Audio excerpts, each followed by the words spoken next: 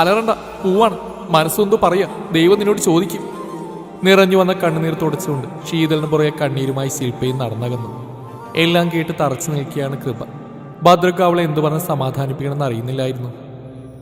കൃപ, അവളുടെ വേദന അറിഞ്ഞ് ഇടറിയ സ്വരത്തിൽ കിച്ചു വിളിച്ചു. വേണ്ട, ഒന്നും പറയണമെന്നില്ല. എനിക്ക് ദേഷ്യമൊന്നുമില്ല. കിച്ചുവായിട്ട് ഒരുപാട് മാറിയിട്ടുണ്ട്, അതെനിക്കറിയാം. അതിൽ വ്യക്തമാണ് എന്നോടുള്ള സ്നേഹം.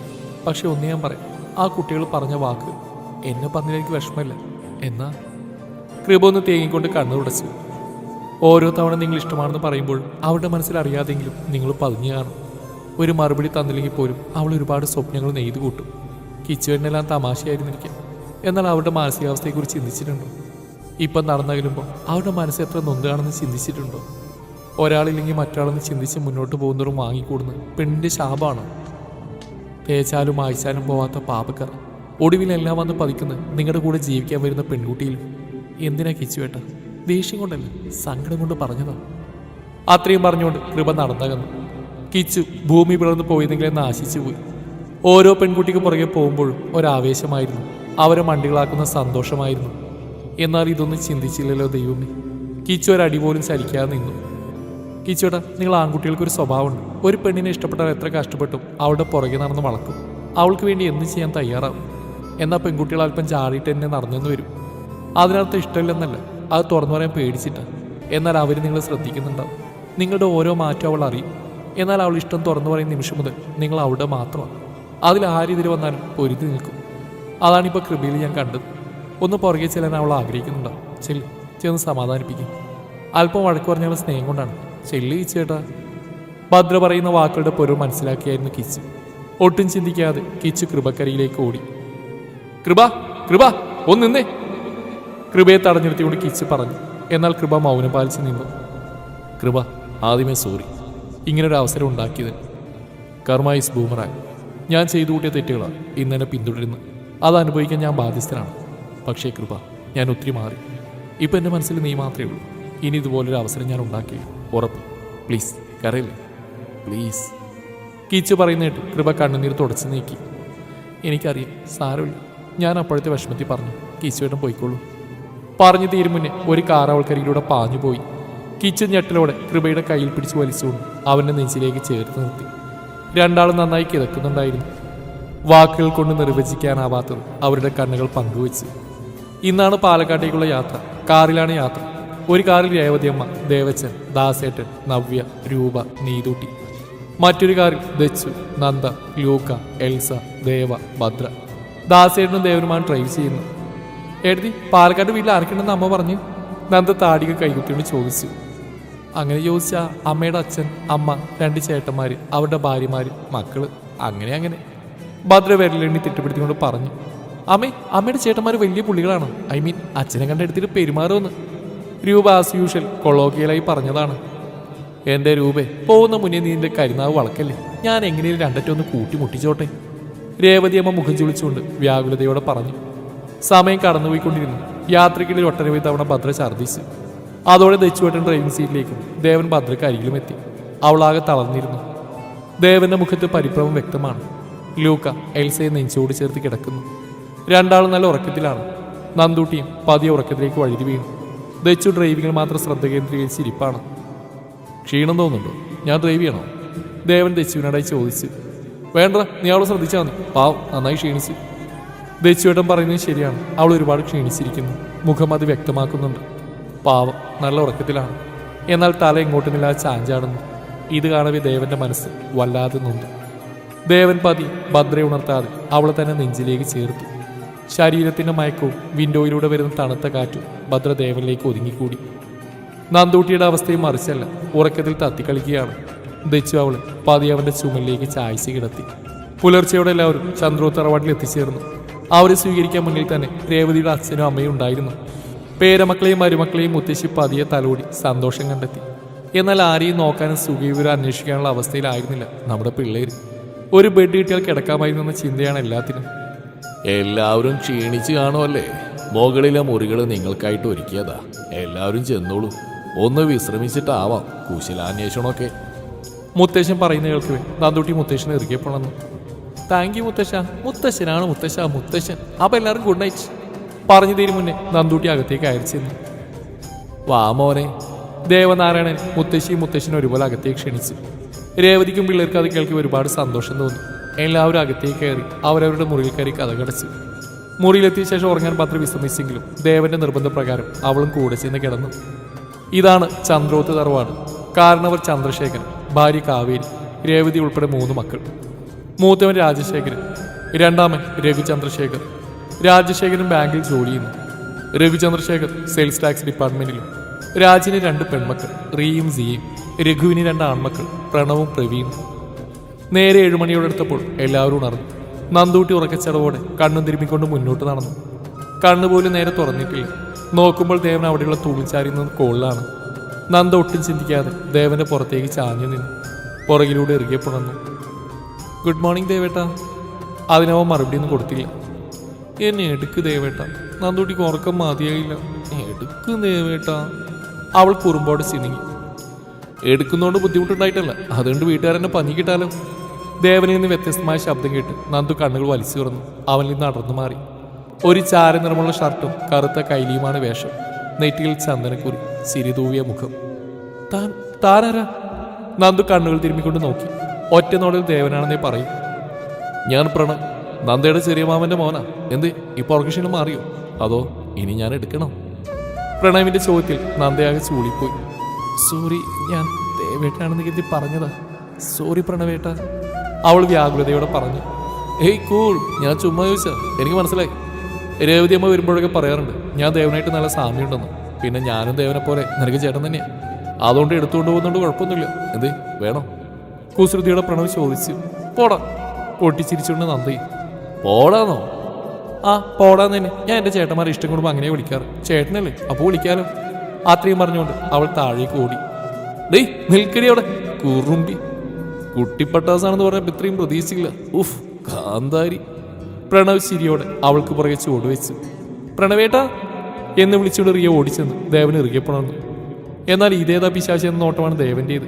ഇതേ സമയം ഭദ്ര അങ്ങോട്ടേക്ക് വന്നു. ആ കാഴ്ചയുടെ ഒറ്റ അലർച്ചയായിരുന്നു. ദേവേട്ടാ! ഭദ്രയുടെ അലർച്ചയിൽ ദേവൻ ഞെട്ടലോടെ അവളെ അടർത്തി മാറ്റി. റിയ ഭയത്തോടെ ഒരു വശത്തേക്ക് മാറിയിരുന്നു. അയ്യോ സോറി, ഞാൻ പ്രണവേട്ടൻ, സോറി. അത്രയും പറഞ്ഞുകൊണ്ട് റിയ പാവാടിൽ പിടിച്ചുകൊണ്ട് താഴേക്ക് ഓടിയിറങ്ങി. ഭദ്ര ദേവന് തുറിച്ചു നോക്കി. എന്താടി ഉണ്ടകണ്ണി തുറിച്ചു നോക്കുന്നത്? ദേവൻ ഭദ്രയുടെ നോട്ടം താങ്ങാൻ വയ്യാതെ ചോദിച്ചു. അമ്മ, ഞാൻ നോക്കുന്നത് നിങ്ങൾക്ക് പ്രശ്നം. ആരെങ്കിലും വന്ന് കെട്ടിപ്പിടിച്ചാൽ നിങ്ങൾക്ക് ഒരു കുഴപ്പമില്ല. കുശുമ്പോടെ ഭദ്ര പറഞ്ഞു.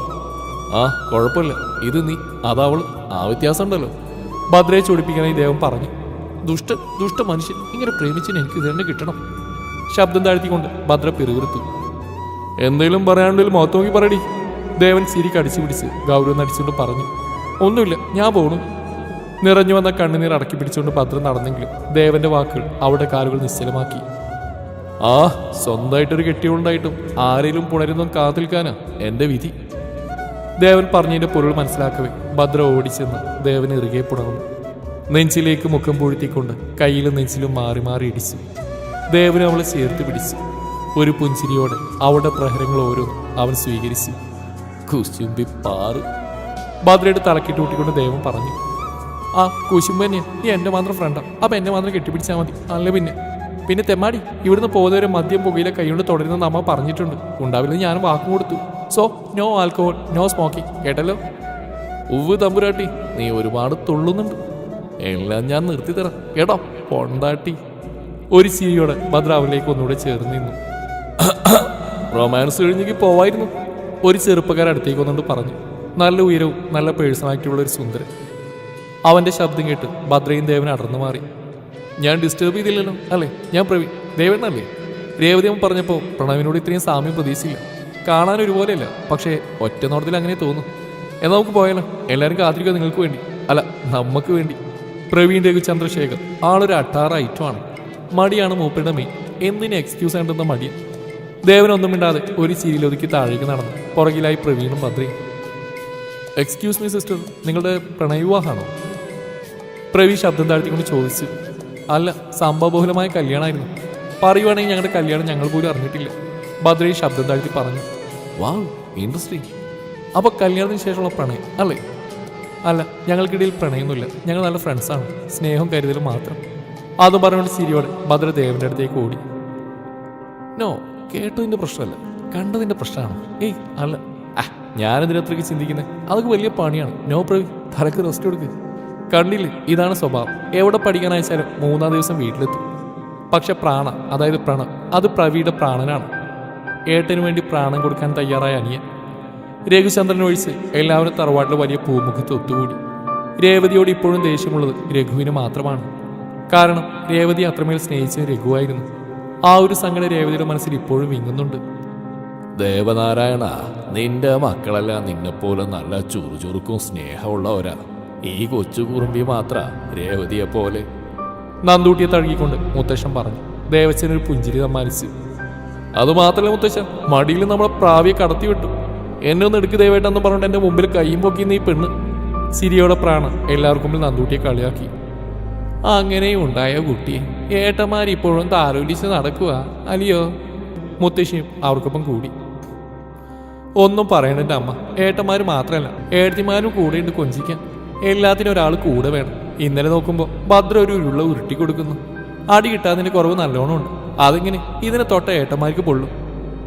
ആരെ കെട്ടി അവിടെ നാവിന്ന് ഞാൻ എന്തൊക്കെ കേൾക്കേണ്ടി വരുമോ എന്തോ.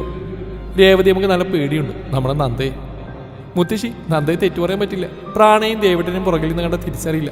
ഇന്ന് രാവിലെ റിയ ചേച്ചി പ്രാണയോട് കൊഞ്ചാൻ പോയതാ. നേരെ ചെന്ന് ദേവേട്ടൻ കെട്ടിപ്പിടിച്ചു. ഭദ്ര ചേച്ചി ഒറ്റ അലർച്ച, പാവം പേടിച്ചു പോയി. സിയ ചീരിയടക്കാൻ വയ്യാതെ പറഞ്ഞു. റിയ തലതാഴ്ത്തി നിന്നു.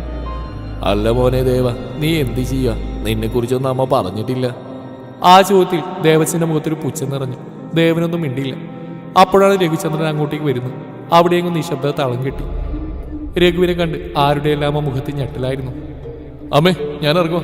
അത്രയും പറഞ്ഞുകൊണ്ട് ആരെയും ശ്രദ്ധിക്കാതെ അദ്ദേഹം മുന്നോട്ട് നടന്നു. 2 അടി വെച്ച ശേഷം നിന്നു. ശേഷം തലയുയർത്താതെ പ്രാണയോടായി പറഞ്ഞു. കൂപ്പിലൊന്ന് പോകണം. പണിക്കാർക്ക് ശമ്പളം കൊടുക്കുന്ന ദിവസം. എല്ലാത്തിനും ഓണം എനിക്ക് പറ്റില്ല. ഗൗരവത്തിൽ പറയവേ അവിടെ മറ്റൊരു ശബ്ദം ഉയർന്നു. മറ്റാരുമല്ല, നമ്മുടെ പ്രാവിയാണ്. അച്ഛാ, അത് പ്രാണയല്ല, ദേവേട്ടനാ. ചിരിയോടെ അവനത് പറയവേ എല്ലാവരും അവൻ അമ്പരപ്പോടെ നോക്കി. ഇവൻ എവിടുന്ന് ഇത്ര ധൈര്യമെന്നായിരുന്നു ആ നോട്ടത്തിന്റെ അർത്ഥം. അദ്ദേഹം പ്രാവിയൊന്ന് കൂപ്പിച്ച് നോക്കി. ശേഷം തലയുയർത്തി ദേവനെ. അദ്ദേഹത്തിന്റെ കണ്ണുകൾ ഒരു നിമിഷം നിറഞ്ഞു. ദേവന്റെ ഹൃദയമിടിപ്പ് പുറത്തു കേൾക്കാം. ലൂക്കയും അമ്പരപ്പോടെ ഇരുവരെയും നോക്കി. ദേവാനന്ദ് നിറഞ്ഞ കണ്ണുകളോടെ അദ്ദേഹം അവൻ ഇറുകപ്പെടുന്നു. എല്ലാവരും ഞെട്ടലോട് ഞെട്ടൽ. പ്രാണ, നമ്മുടെ അച്ഛൻ ഭ്രാന്തായോടാ. പ്രാവി ചെവി നിന്നുമാണ്. ഒന്നും മിണ്ടാണ്ടിരിക്കണം. അമ്മേ, സുമിത്രൻ, ഇതാണ് ഞാൻ പറയാനുള്ള ദേവാനന്ദ്. അദ്ദേഹം നിറഞ്ഞ കണ്ണുകൾ തുടച്ചുകൊണ്ട് പറഞ്ഞു. എന്താ മോനെ നീ പറയുന്നേ? ഇത് രേവതിയുടെ മകനാ. അവൻ എങ്ങനെയാ ഇവിടെ? നിനക്ക് ആള് മാറിയതാവും. അമ്മ എന്താ ഈ പറയുന്നു? ജീവ രക്ഷിച്ചവന്റെ മുഖം മറക്കാനോ? എനിക്ക് മാറാനോ? ആരെ മറന്നാലും ദേവാനന്ദ് IPS എന്ന ഈ സിംഹക്കുട്ടി ഞാൻ മറക്കില്ല. അവനെ ചേർത്ത് പിടിച്ചുകൊണ്ട് അദ്ദേഹം പറഞ്ഞു. ദേവാനന്ദ് IPS ആര്? ഇവനോ? തെമ്മാടി, നാട്ടിലെ തെമ്മാടി ചെക്കൻ. അതാ എന്റെ ഈ ഇളയപുത്രൻ നേടിയെടുത്ത പേരും സമ്പാദ്യവും. വേറൊരു ലോറി ഡ്രൈവർ. അരിശം തീരാതെ ദേവച്ചൻ കോപത്തോടെ പറഞ്ഞു. അല്ല, ഈ പറഞ്ഞൊന്നല്ല ഇവൻ. നിങ്ങൾക്ക് അറിയുന്ന തെമ്മാടിയല്ല ഇവൻ. ഈ പാലക്കാട്ടെ വാളയാർന്ന ക്രൈം സിറ്റി ഒരാഴ്ച കൊണ്ട് പൊന്നി വിളയുന്ന മണ്ണാക്കിയവനവൻ. ഇന്നിവിടെ വളരുന്ന കുഞ്ഞുങ്ങൾ കഞ്ചാവിന്റെയും ലഹരിയും മണമറിയാതെ വളരുന്നുണ്ടേ. അതിന് നിങ്ങൾ പറഞ്ഞ ഈ തെമ്മാടിയാണ് കാരണം. അങ്ങനെ ജോലിയും കൂടി ഇല്ലാത്ത തെമ്മാടിയുള്ളവൻ, the encounter specialist, a courageous police officer who does justice to the law and his superiors. അതാണ് നിൽക്കുന്ന ദേവാനന്ദ് IPS. രാഷ്ട്രീയക്കാർക്കും വലിയ ബിസിനസ് മാഗ്നറ്റ്സിന് മുമ്പിൽ ഞങ്ങളെപ്പോൾ ഓഫീസേഴ്സും മുട്ടുമടക്കി ഓച്ചാൻസ് നിൽക്കുമ്പോഴും നട്ടല് വളയാതെ അവന്റെ കണ്ണാക്കിൽ അടപ്പൊക്കുന്ന തീരുമാനങ്ങൾ എടുക്കുന്ന ദ ബ്രേവ് ഓഫീസർ. അതെ, ധീരനായ ഉദ്യോഗസ്ഥൻ. ഇനിയും വിശ്വാസം വന്ന് ചോദിച്ചു നോക്ക്. ഈ നിൽക്കുന്ന എഡ്ഡി എന്ന ഇരട്ട പേരുള്ള ദേവാനന്ദിന്റെ വലം കൈയായ എഡ്വേർഡ് ലൂക്കയോട്. അദ്ദേഹം പറഞ്ഞു തരുമ്പോൾ അമ്പരപ്പ് മാറാതെ വീട്ടിലെ ഓരോ അംഗങ്ങളും അവനെ നോക്കി നിന്നു. ഭദ്രയുടെയും എൽസയുടെയും ശരീരം തളരുന്നതായി തോന്നി അവർക്ക്. പറഞ്ഞ വാക്കുകളും ചെയ്ത പ്രവൃത്തികളും ഓർത്ത് ദേവസ്വന്റെ ഉള്ളിൽ നീറി. സഹോദരനെ ഓർത്ത് അഭിമാനിക്കുന്ന 2 ജ്യേഷ്ഠന്മാർ. എല്ലാത്തിനും ഒടുവിൽ പ്രാണദേവനെ ചേർത്ത് പിടിച്ചു. 2 വർഷങ്ങൾക്ക് മുമ്പ് നീതിയും ന്യായവും മാത്രം നോക്കിക്കൊണ്ട് ചതിയുടെ വഴിയറിയാത്ത എൻ്റെ അച്ഛൻ ഒരു ക്വിക്ക് ഓപ്പറേഷൻ ഇറങ്ങി പുറപ്പെടുമ്പോൾ അറിഞ്ഞില്ല അതൊരു ചതിയായിരുന്നു. കൂടെ പ്രൊട്ടക്ഷന് വന്ന പോലീസ് ഉദ്യോഗസ്ഥരും കൊളീഗ്സും കൈയൊഴിഞ്ഞപ്പോ RK എന്ന 3rd rate criminal and business മാഗ്നറ്റിന്റെ തോക്കിന് മുമ്പിൽ ജീവന് വേണ്ടി പിടയുന്ന അച്ഛന്റെ മുഖം മനസ്സിലൊരായിരം വട്ടം കടന്നു വന്നിട്ടുണ്ട്. അത്രക്കും ഭയത്തോടെയാ അച്ഛൻ ആ കഥ ഞങ്ങൾക്ക് പറഞ്ഞു തന്നിട്ടുള്ളത്. നെറ്റിയിലേക്ക് തോക്ക് ചൂണ്ടി കാഞ്ചു വലിക്കാൻ നിന്ന നിമിഷം പാഞ്ഞു വന്ന ഈ സിംഹക്കുട്ടിക്ക് ഞങ്ങളുടെ ജീവിതത്തിൽ പൂജാമുറിയിലെ ദൈവങ്ങളെക്കാൾ സ്ഥാനമുണ്ട്. എന്നെങ്കിലും നേരി കാണുമ്പോൾ ചേർത്ത് പിടിച്ച് നന്ദി പറയണമെന്ന് കരുതിയതാ. നന്ദിയുണ്ട് ദേവ. എൻ്റെ അമ്മയുടെ മുഖത്ത് ആ ചിരി മായാതെ കാത്തു സൂക്ഷിച്ചതിന്, കഴുത്തിലെ താലി നെറുകയിലെ സിന്ദൂരവും മായാതെ കാത്തതിന്, സ്വന്തം മകന്റെ ചിതക്ക് തീ വെക്കുക എന്ന പാപം മുത്തശ്ശനെ കൊണ്ട് ചെയ്യിക്കാത്തതിന്. പറഞ്ഞു തീരുമ്പോൾ ആരും കാണാതെ ഒളിപ്പിച്ച ഒരു തുള്ളി കണ്ണുനീർ പ്രാണയുടെ കയ്യിൽ സുരക്ഷിതമായിരുന്നു. എന്താണ് കളക്ടർ സാറ് IPS സാറിന്റെ മുമ്പിൽ തലവനിക്കുന്നു? എനിക്കറിയായിരുന്നു നീ എന്നെ തിരിച്ചറിയുന്നു. ഈ കളക്ടർ കിട്ടേണ്ട പല സമ്മാനങ്ങളും മുഖസാദൃശ്യമുള്ളതുകൊണ്ട് എൻ്റെ ക്വാർട്ടേഴ്സിൽ എത്താറുണ്ട്. അതിലെ കുപ്പി മാത്രം പൊക്കി ബാക്കി കൃത്യമായിട്ട് ക്വാർട്ടേഴ്സിലേക്ക് അയക്കാറുണ്ട്. കിട്ടിയ കുപ്പി മതി, അത് ഞാൻ നന്ദിയായിട്ട് സ്വീകരിക്കുന്നു. ചിരിയോടെ ദേവൻ പറയുന്ന കേട്ട് പ്രാണ ദേവനെ ഇറുകിയപ്പെടണമെന്ന്. ദേവന് ലൂക്കയില്ലാതെ ഒരു സുഖമല്ല അല്ലേടാ? ജസ്റ്റ് കിച്ചുവിൻ്റെ തോളിൽ കയറ്റുകൊണ്ട് പറഞ്ഞു. ശരിയാടാ, ഒരു വൈബില്ല. സുൽത്താൻ, നീ ഇതെന്തോർത്തിരിക്കുക? കടയിലൊന്നും പോകുന്നില്ലേ? അല്ലെങ്കിൽ കടാന്ന് പറഞ്ഞ ചാവുമല്ലോ. കിച്ചുവിൻ്റെ നാവ് മാത്രം അടങ്ങിയിട്ടില്ല. ഒരു സുഖം തോന്നില്ലടാ, ആകെ ഒരു മരവിപ്പ്. കടയിലും പോകാൻ തോന്നില്ല. ജസ്റ്റ് അന്നാ വിളിച്ചായിരുന്നോ?